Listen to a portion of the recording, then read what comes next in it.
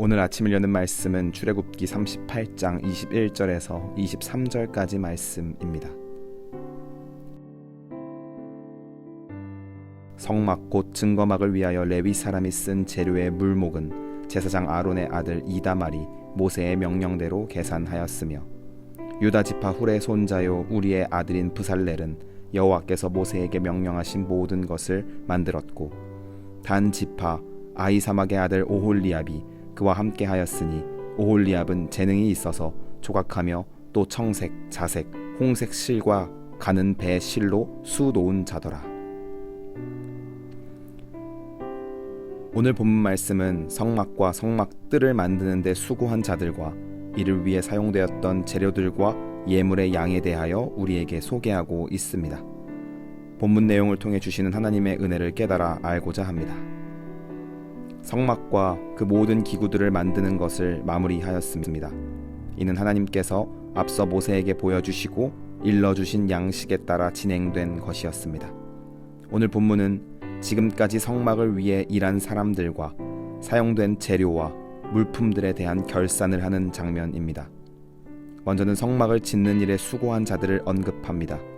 증거막을 위하여 쓴 재료들은 아론의 아들인 이다말이 맡아서 관리하였습니다.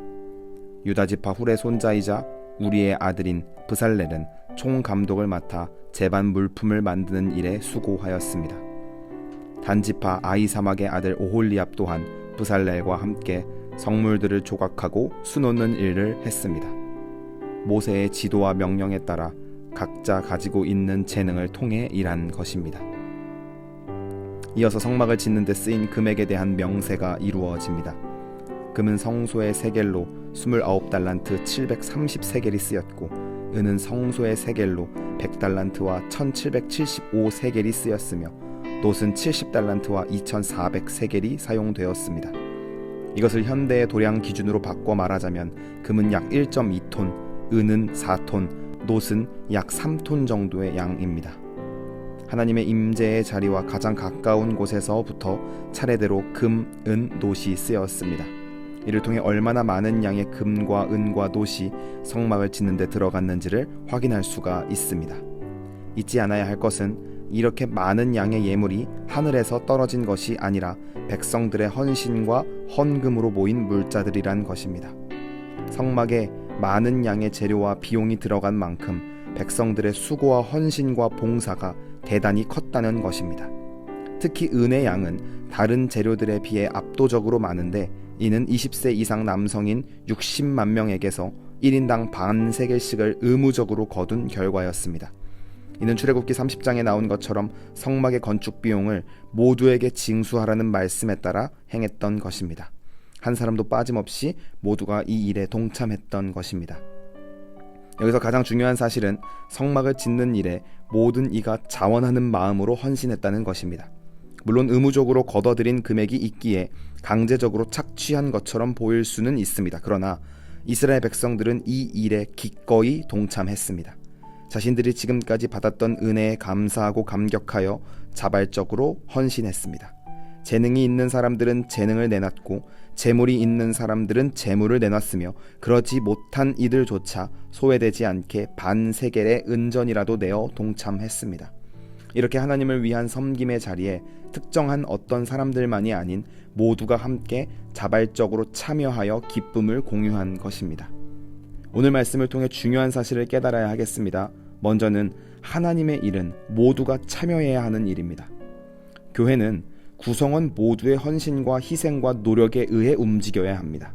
각자에게 주어진 환경과 재능과 여건에 따라 은 반세겔을 드리는 심정으로라도 동참하는 것입니다. 그리고 함께 기뻐하는 것입니다. 주의해야 할 것은 그렇다고 교회 안에서 헌신한 양에 따라서 높고 낮음이 정해지면 안 된다는 것입니다. 내가 희생한 양에 따라서 계급화가 된다면 그것은 교회가 아니라 사회가 됩니다. 교회에서의 직분은 역할의 차이일 뿐 계급의 차이가 아니라는 것을 기억해야 하겠습니다. 모두가 같은 위치에서 하나님을 섬기는 것입니다.